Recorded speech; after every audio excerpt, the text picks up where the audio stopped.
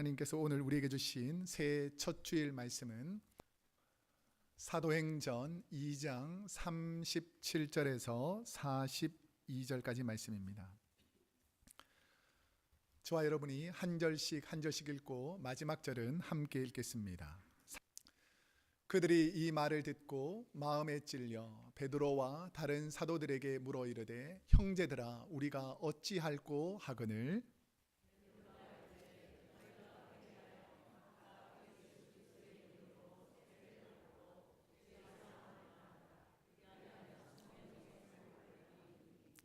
이 약속은 너희와 너희 자녀와 모든 먼데 사람 곧 주 우리 하나님이 얼마든지 부르시는 자들에게 하신 것이라 하고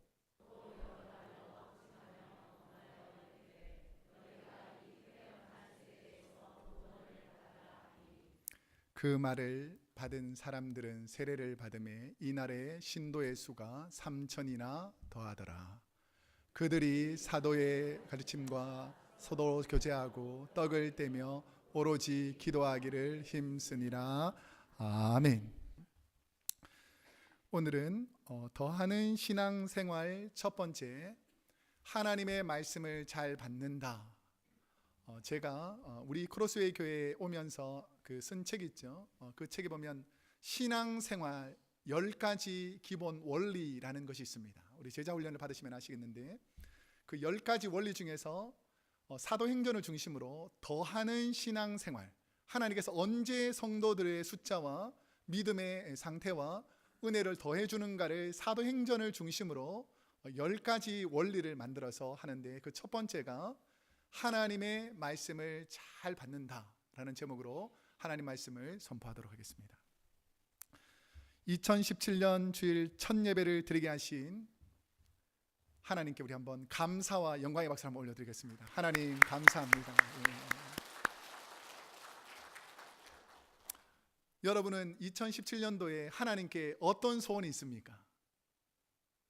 여러분 각자가 하나님께 원하는 소원들을 우리가 매년 기도함에 써서 이렇게 하나님께 올려드리고 하나님께서 그 기도 제목을 보시고 우리에게 꼭 필요한 소원들을 들어주신다는 것입니다.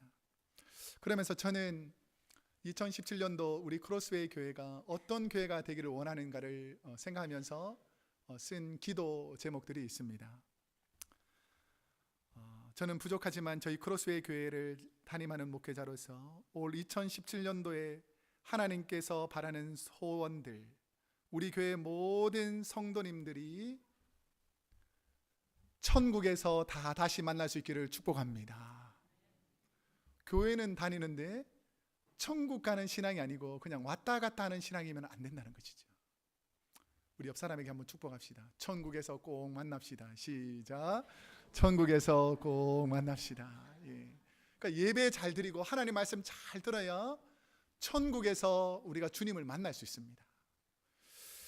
그러면서 제가 계속해서 기도하는 것은 뭐냐면 천국에서 우리가 당연히 만나지만 이 땅에서도 하나님의 말씀을 잘 받아들여서 이 땅에서 하나님이 주시는 풍성한 복을 누리면서 살아야 한다는 것이죠. 천국 가는 것에만 목표가 있는 것이 아니라 천국 가는 그 기간 동안에도 우리가 누릴 수 있는 풍성한 하나님의 복을 누리면서 때로는 헌신하고 때로는 고난받고 어려움이 있다 할지라도 하나님이 주시는 복을 누리며 살아가는 것을 제가 하나님께 기도하고 있습니다. 저는 2017년도를 시작하면서 저희 크로스웨이 교회 더하는 신앙생활의 10가지 원리를 중심으로 하나님께 오랜 시간부터 말씀을 준비하고 있습니다. 현재 우리가 살고 있는 시대를 성령의 시대라고 합니다. 무슨 시대라고요? 성령의 시대. 성경에 보면 성령이 등장하는 시기가 나타나고요, 본격적으로 활동하는 시기가 나타나고 성령의 행적들을 자세히 기록한 성경책이 있는데 그 성경이 바로 사도행전입니다. 그래서 이 사도행전을 또 다른 말로 무슨 행전이라고 부르는 줄 아세요? 성령행전이라고 부릅니다. 사도행전은 초대교회에 어떠한 신앙을 가졌을 때에 하나님께서 성도의 숫자들을 더해주거나 믿음을 더해주거나 아니면 치료의 역사 일어나서 교회가 부흥했던 그런 사건들을 쭉 기록되어 있는데, 그 더하는 신앙생활 10가지를 중심으로 여러분들이 2017년도에 하나님 말씀을 듣게 될 것입니다. 사도행전은 모두 몇 장으로 되어 있을까요? 모르시는 분들은 회개하시기를 바랍니다. 우리 교회 오래 다니면서 성경 어디 있는지는 알아야 될 거예요. 제가 참 안타까운 것은 뭐냐면, 신방 갔었을 때에 우리 레위기 5장 보겠습니다 하는데 자꾸 신약에서 찾는 분이 있어요. 여러분, 하나님 말씀을 가까이 하시기를 축복합니다. 그래서 사도행전 28장으로 되어 있는데 1장에서 10장까지는 주로 베드로와 12 사도들의 행적에 관해서 쭉 기록되어 있습니다. 그리고 초대교회 행적들을 잘 설명되어 있기 때문에 1장에서 10장까지는 예수님의 제자들과 사도들이 어떻게 성령의 은혜를 통해서 교회가 성장하고 부흥했는지를 알 수가 있습니다. 그 다음에 11장부터 28장은 주로 사도행전 9장에서 변화된 사도 바울이 어떻게 하나님의 말씀을 가지고 복음을 전했기에 모이는 숫자들을 더해주시고 성령의 역사 일어났는지가 28장까지 나와 있습니다. 하나님께서 성도들의 수와 신앙적 성숙을 더해 주신 그 사건들을 중심으로 해서 10가지 원리들을 정리해 보았습니다. 오늘은 그 첫 번째 원리로 하나님의 말씀을 잘 받아들이는 성도들이 많아질 때에 초대교회 부흥의 역사, 더해지는 일들이 일어나더라는 것입니다. 우리 사도행전 2장에 보면 아주 중요한, 성경에서 아주 중요한 한 사건이 일어납니다. 무슨 사건이죠? 성령이 강림하는 사건입니다. 그러니까 초대교회에 성령이 강림하는데 12 사도와 초대교회 성도들에게 하나님께서 예수님을 통해서 여러 번 말씀하셨던 초대교회에 성령이 임할 것이다 라는 그 믿음을 가지고 예수님이 언제쯤에 돌아가셨죠? 6월절쯤에 돌아가십니다. 6월절. 그 6월절 안식 후 첫날 이렇게 되죠. 그 6월절이 지난 다음에 제일 먼저 생긴 히브리인들, 유대인들이 지키는 절기가 오순절입니다. 칠칠절, 그 다음에 초실절, 오순절, 이게 같은 말인데, 오순절에 주님의 약속을 기다리면서 수많은 사람들이 모입니다. 특별히 120명의 갈릴리 지역에서 섬기던 그 하나님의 자녀들, 예수를 믿던 사람들이 12 사도들과 함께 마가의 다락방에서 간절히 기도하죠. 자, 그랬을 때에 어떤 일이 벌어지냐면 성령이 불의 혀같이 확 임해가지고 각 사람에게 성령이 쫙 임하는 것을 하나님께서 보여주십니다. 자, 그랬을 때에 어떤 일이 벌어지냐면 그 사람들이 성령의 충만함을 받고 한 번도 해보지 않던 방언이 터집니다. 이 방언이 뭐냐면 잘 아셔야 되는데 120명이 주로 대부분 어디에서 왔다 그랬죠? 갈릴리 지역. 우리 사도행전 2장 읽으면 갈릴리 지역에서 주로 왔는데, 이분들이 우리가 말하는 보통 신비적인 하나님의 언어, 이 방언 말고 우리가 방언을 할 때에도 여러 가지 언어가 있거든요. 어떤 분은 영어로 방언하는 분이 있고 중국어로 방언하는 분이 있고 여러 가지 나라의 언어로 방언하는 분이 있습니다. 자, 그런데 전부 갈릴리 사람들이 모였는데 지역에 있던 사람들이 와서 보니까 이 사람들이 각 다른 나라 말로 기도를 하기 시작한다는 것이죠. 원래 그분들은 그 나라 언어를 전혀 모르는 사람인데 성령을 받으면서 그 나라를 위해서 기도하는 것입니다.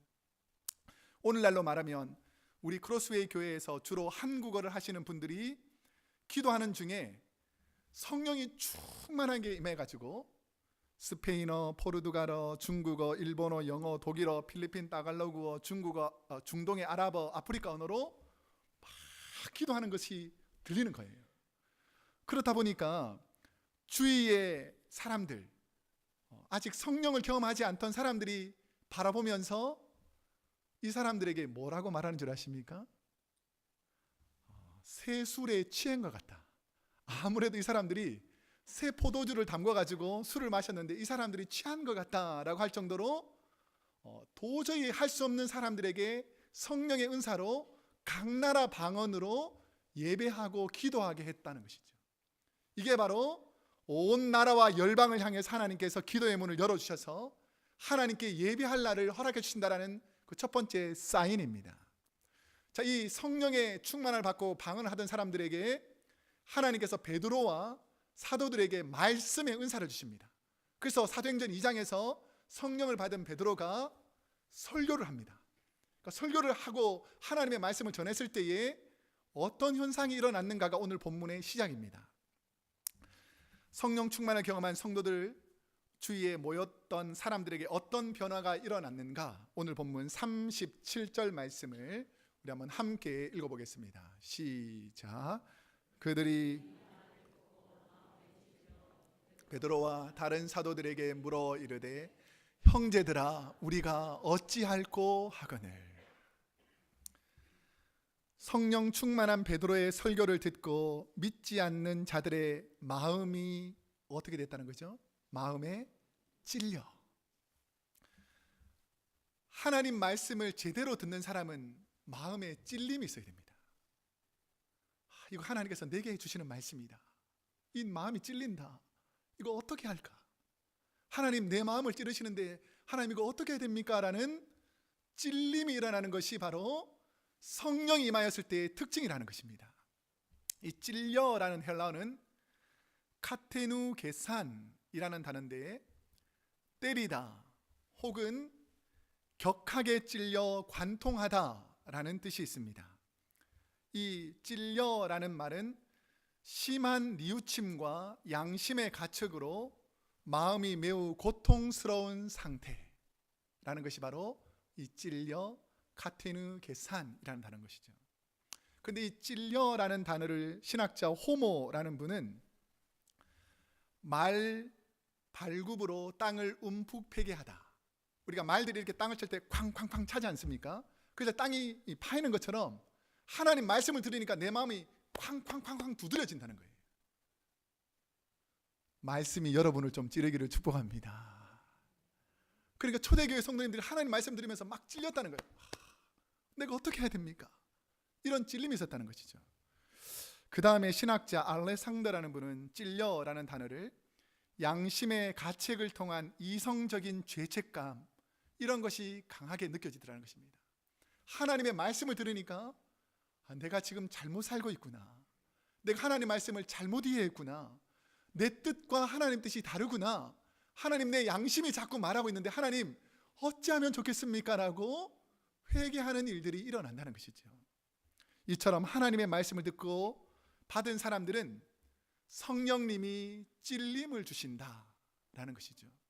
이것을 예수님께서 살아계실 때 미리 말씀하셨습니다. 요한복음 16장 7절에서 8절에 보면 그러나 내가 너에게 실상을 말하노니 내가 떠나가는 것이 뭐라고 되어 있습니까? 너희에게 유익이라. 내가 떠나가지 아니하면 보혜사가 누구죠? 성령님. 보혜사가 너희에게로 오시지 아니할 것이요, 예수님이 가면 내가 그는 누구라고요? 성령님을 너희에게로 보내리니. 자, 성령님 오셔서 하는 일입니다. 그가 와서 죄에 대하여, 의에 대하여, 심판에 대하여 세상을 어떻게 하신다고요? 책망하시느니라. 이 책망이라는 단어를 다른 말로 바꿔보면 찔림을 받게 한다는 것입니다. 성령이 진실로 임한 사람은 하나님의 말씀을 들을 때 하나님 내가 어떻게 할까요? 라고 찔림이 있다라는 것입니다. 그 Habitat for Humanity라는 헤비타트 운동으로 가난한 자들에게 집을 지어주며 노년에 더 존경받았던 대통령이 있는데 이름이 누구죠? 지미 카터라는 대통령이 있습니다. 이분이 대통령이 되기 전에 대통령 후보 시절에 대통령 선거 유세할 때의 일입니다. 우리 대통령 선거가 우리 최근에 끝마쳤잖아요. 유세 기간에 얼마나 시간이 바쁩니까? 그렇다 보니까 특별히 유세 기간 1시간, 2시간이라도 아껴서 많은 사람을 만나려고 그럴 거 아닙니까? 근데 특별히 이 지미 카터가 기독교인이니까 주말에는 늘 예배를 드리는 거예요. 자, 그런데 대부분 다른 기독교인 같으면 뭐 예배 드리는 거 꼭 자기 교회 가서 드릴 필요가 뭐 있냐 이런 마음으로 큰 교회 가서 많은 사람 만나서 유세에 도움이 되는 그런 교회 갈 텐데, 지미 카터는 아무리 바쁜 유세를 하더라도 주일날은 꼭 본인이 섬기던 조지아에 있는 조그마한 오랫동안 자기가 섬기던 시골 교회로 늘 가는 거예요. 그러니까 너무 멀리 떨어져 있으면 금요일부터 돌아올 준비를 하고, 뭐 토요일 날은 항상 주일 예배를 위해서 돌아오는 것입니다. 그러니까 그 유세가 시작되고 난 다음에 지미 카터가 늘 주말에는 본인 조그만 시골 교회 간다라는 이야기를 기자들이 듣고 도대체 뭐가 있길래 가는가 해서 70명의 기자가 몰려들기 시작했습니다. 근데 가보니까 지미 카터가 20여 년 동안 오랫동안 자기 반에 있는 학생들을 가르치는 교사였던 거예요. 그러니까 내가 대통령이 된다 할지라도 대통령으로서의 삶이 아니고 아직 대통령이 되기 전이니까 하나님께서 내게 주신 사명을 더 귀하게 생각하고 20명의 자녀들, 그러니까 하나님의 말씀 주일 예배를 잘 드리고 또 썬데이 스쿨에 가서 그들에게 하나님 말씀을 가르쳤어요. 그러니까 70명의 기자들이 쫙 와서 찍으면서 예배를 제대로 드리지 못하겠죠. 그 모습을 보면서 지미 카터가 대통령 후보 시절에 그 취재 기자들에게 이렇게 말씀합니다. 그리고 부탁을 합니다. 오늘은 여러분이 우리 교회에 나와서 나를 취재하느라 설교 말씀도 제대로 듣지 못했는데, 다음 주일부터는 여러분이 섬기는 교회로 가서 여러분 교회 목사님이 전하시는 하나님의 말씀을 꼭 들으세요 라고 충고했다는 유명한 일화가 있습니다. 카터의 말에 찔림을 받았던 기자들 중에서 크리스찬들이 있었습니다. 그러면서 이거구나, 내가 와봤자 다음 취재 때 똑같은 일을 할 거니까 이러지 말고 그 하나님의 말씀으로 받아들이고 자기 본인 교회에 가서 하나님께 예배를 매주 드렸다는 것이죠.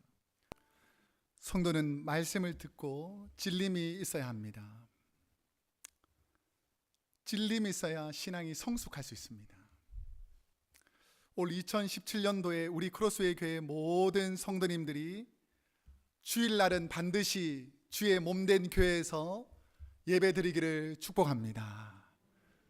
방문했다고 다른 지역에서 교회 안 가지 마시고 가장 가까운 교회 가서 예배드리기를 축복합니다.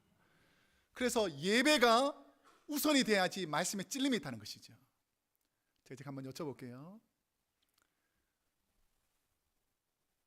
여러분들은 주일날만 나와서 일주일에 딱 한 끼만 영적인 양식을 드시고 건강하게 잘 살 수 있을까요? 없을까요?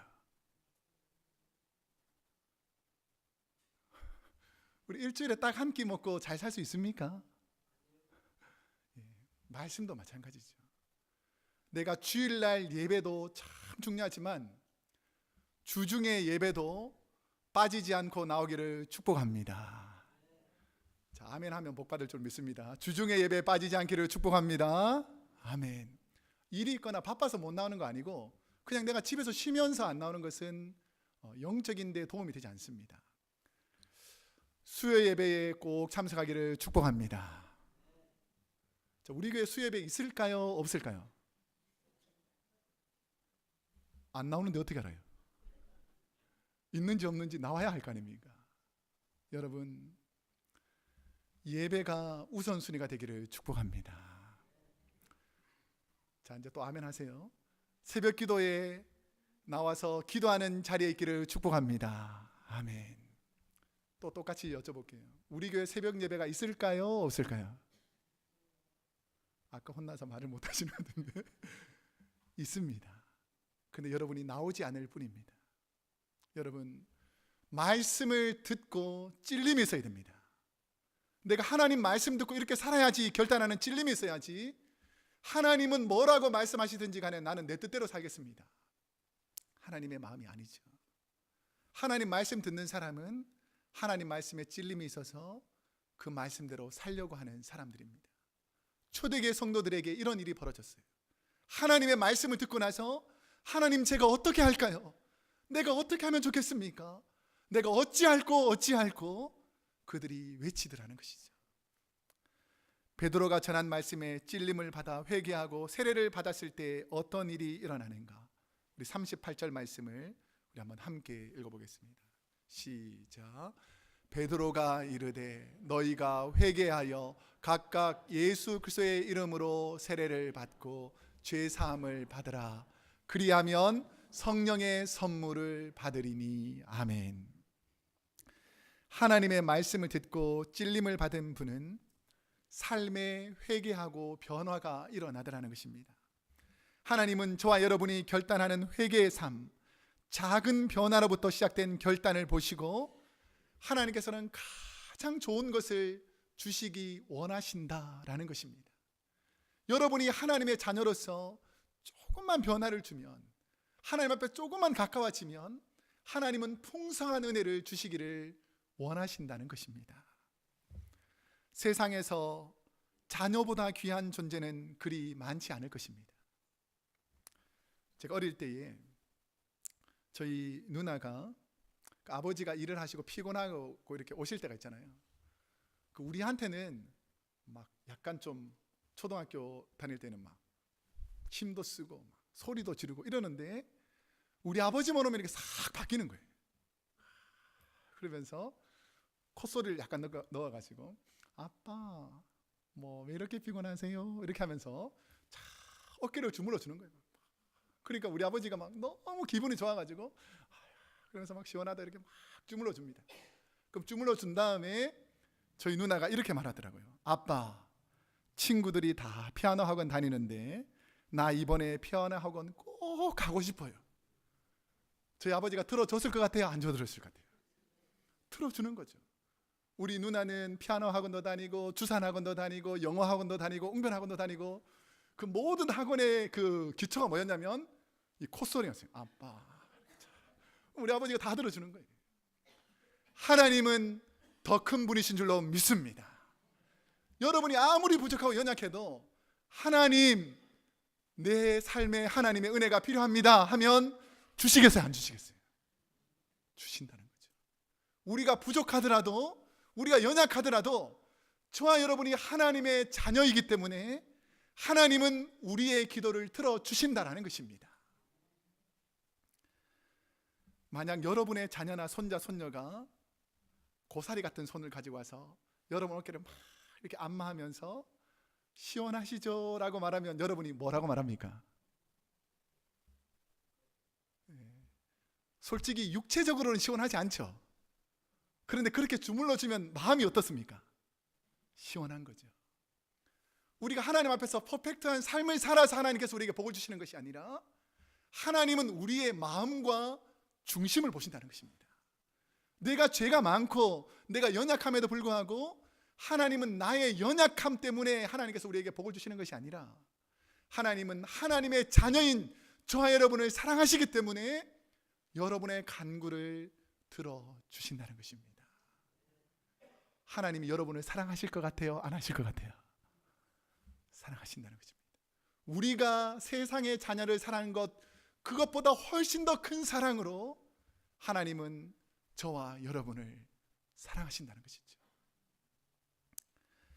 베드로가 말하는 예수님의 이름으로 세례를 받고 제사함을 받으라는 말은 단순한 물 세례를 말하는 것이 아닙니다. 베드로는 자신이 지금 마가의 다락방에서 120명의 성도들과 성령을 경험하고 세례를 받은, 방언이 터지고 능력을 받은 그 하나님의 능력을 생각하면서 우리가 하나님의 은사를 받고 이렇게 좋으니까 너희도 하나님 말씀 듣고 성령의 은사를 받아서 성령의 선물을 누려라 라고 복을 내려 주시는 것입니다. 하나님의 말씀은 치료의 역사가 일어나는 줄로 믿습니다. 저는 하나님의 말씀이 저와 여러분의 가정에 치료한다는 것을 확실히 믿습니다. 예수님은 병든 자들에게 천국 복음을 전하시고 가는 곳곳마다 그 병든 자, 귀신 들린 자, 마음이 상한 분들을 하나님의 말씀으로 치료하시고 회복시키더라는 것이죠. 제가 지난주 화요일에 제자 훈련을 마치고 한 집사님과 함께 폐암으로 고통당한 우리 김종순 권사님을 신방하게 되었습니다. 폐암 4기로 현재 치료약으로는 치료되지 않아서 개발 중에 있는 신종 항암 치료제를 투약하는데 이게 잘 맞아서 치료될 수도 있고 너무 부작용이 심하면 치료가 되지 않을 수가 있습니다. 그런데 제가 우리 집사님하고 같이 갔었을 때에 권사님이 약을 첫 번째로 드셨던 날이라 그러더라고요. 그런데 약을 드셨는데 너무 배가 아파가지고 견딜 수가 없다라는 거예요. 그래서 어느 정도 아프신가를 우리에게 설명하는데, 여성들이 언제 배가 제일 아픕니까? 애 낳을 때잖아요. 저는 안 낳아봐서 잘 모르지만 보니까 막 너무 고통스러워하는데 그것보다 더 고통스럽다는 거예요. 그러니까 도저히 견딜 수가 없을 정도로 배가 아프다는 거예요. 그러면서 이분이 너무 힘드니까 20-30분 동안 얘기하면서 무슨 말씀을 하시냐면, 안락사라는 게 있는데 캘리포니아에는 그게 된다고 그러는데 이게 너무 고통스러우니까 목사님 우리 자녀들에게 말해서 그냥 안락사 시켜주시면 어떻겠습니까? 이렇게 말하려고 그런다는 거예요. 얼마나 가슴이 아프겠습니까? 얼마나 고통스럽겠어요? 이것을 바라보는 자녀들이 얼마나 가슴이 아프겠습니까? 그러면서 제가 위로하면서 말씀을 준비해서 갔기 때문에 우리 찬양하고 예배드리면서 말씀을 나눕시다 이렇게 했습니다. 말씀을 나누는 중에 제가 몇 가지 하나님의 은혜를 가지고 설교를 했습니다. 우리가 보통 칼에 손이 베어도 이 갈라지면 처음에 얼마나 아픕니까? 그 약을 발랐다고 해서 바로 낫는 게 아니고 약을 바르는 순간에 너무너무 아프지만 약이 치료되는 과정에서 회복되다 보면 아픔이 사라질 겁니다. 그러니까 하나님의 은혜를 기억하면서 이 고통으로 좌절하거나 낙망하지 말고 다시 한번 힘을 내어서 하나님의 은혜로 회복됩시다 라고 하니까 이 권사님이 이 말씀을 들으시면서 얼굴에 변화가 일어나면서 아멘을 연발하는 거예요. 아멘, 믿습니다. 치료해 주시기를 원합니다. 회복되기를 원합니다. 계속해서 아멘을 말씀하시더라고요. 그러면서 예배를 다 마치고 권사님이 말씀을 듣고 나서 이렇게 고백을 하셨어요. 목사님, 제가 말씀을 듣기 전에는 너무 살기 힘들어서 하나님 빨리 나를 데려가 달라고 이렇게 기도했었는데 내가 하나님 말씀을 들으면서 하나님께서 치료해 주시면 내가 회복되어서 남은 생에 하나님 영광을 위해 살겠습니다 라고 고백하더라는 거죠. 놀라운 사실은 그 다음 날이었습니다. 다른 권사님이 신방을 다녀오셔서 권사님하고 있었던 일들을 잠깐 얘기해 주시더라고요. 그분을 통해 들었던 것은 뭐냐면 그 다음 날 항암약을 드셨는데 전날처럼 아픈 것이 전혀 일어나지 않고 얼마나 하나님께서 치료를 해주셨는지 기분이 좋아서 이제는 하나님께서 반드시 치료해 줄 줄로 믿습니다 라고 고백하더라는 거죠. 여러분, 하루 사이에 어떻게 이런 변화가 일어날 수 있겠습니까? 하나님의 말씀이 들어가면 변화가 일어나는 줄로 믿습니다. 아무리 어려운 상황도, 아무리 힘든 상황도 우리의 연약함을 하나님께 드러내고 하나님께 기도하는 분들에게 내 연약함이 찔린 상태에서 하나님 앞에 회개하면 하나님께서 치료해 주신다라는 것을 우리에게 보여주시는 것이죠. 저와 여러분이 진실로 하나님의 말씀을 받으면 성령님께서 저와 여러분의 마음과 생각을 평강으로 바꾸어 회복시켜 주실 줄로 믿습니다. 우리 요한복음 16장 13절에 그 진리의 약속이 있습니다. 한번 읽어보겠습니다. 시작. 그러나 진리의 성령이 오시면 그가 너희를 모든 진리 가운데로 인도하시리니 그가 스스로 말하지 않고 오직 들은 것을 말하며 장래의 일을 너희에게 알리시리라. 아멘. 성령이 오시면 지금 여러분이 겪고 있는 모든 고난도 지나간다, 괜찮다, 회복된다라는 은혜의 말씀을 해주신다는 것이죠. 베드로가 전한 하나님의 말씀을 잘 받았을 때에 성도들에게는 어떤 변화가 일어나기 시작했는가? 우리 41절에서 42절의 말씀에 보면 그 말을 받은 사람들은 무엇을 받죠? 세례를 받으매 이 날에 신도의 수가 3,000이나 그 다음에 뭐라고 되어 있습니까? 더하니라. 성도들이 계속해서 하나님의 말씀을 듣고 더해지기 시작하는데 그들이 사도의 가르침을 받아 서로 교제하고 떡을 떼며 오로지 기도하기를 힘쓰니라. 당시에 예루살렘 성에 인구를 어느 정도 있는가를 성경학자들이 해석해 보니까 예루살렘 성에 인구가 한 2만 5천 명에서 3만 명 정도 있었답니다. 그 2만 5천 명에서 3만 명 정도 있는 그 사람들에게 베드로를 비롯한 사도들이 복음을 전하고 가르칠 때에 얼마나 많은 숫자가 돌아왔죠? 3천 명. 그 3만 명 중에서 3천 명이니까 약 몇 퍼센트 정도가 돌아온 겁니까? 10% 정도 돌아온 거죠. 10분의 1 정도 돌아온 거죠. 10분의 1. 어디서 많이 들어본 것 같지 않습니까? 11조. 하나님께서 역사하시면 모든 죽어가는 영혼을 살릴 수 있는 능력이 임하는 줄로 믿습니다. 이 10분의 1이 바뀌어가지고 온 세상에 복음을 전하니까 10분의 1만 바뀌어도 온 세상에 하나님의 나라가 전파되기 시작하더라는 것입니다. 저는 본문을 읽고 해석을 하면서 사도의 가르침이라는 말씀을 통해서 깊은 감동을 받게 됐습니다.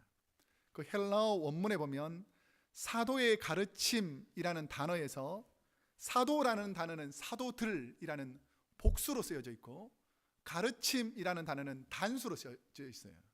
그러니까 베드로를 비롯한 12명의 사도들이 가르쳤는데 12명이나 되는 여러 사도들이 가르쳤지만 그 가르침은 한 가지로 통일되고 한결같이 같다라는 것입니다.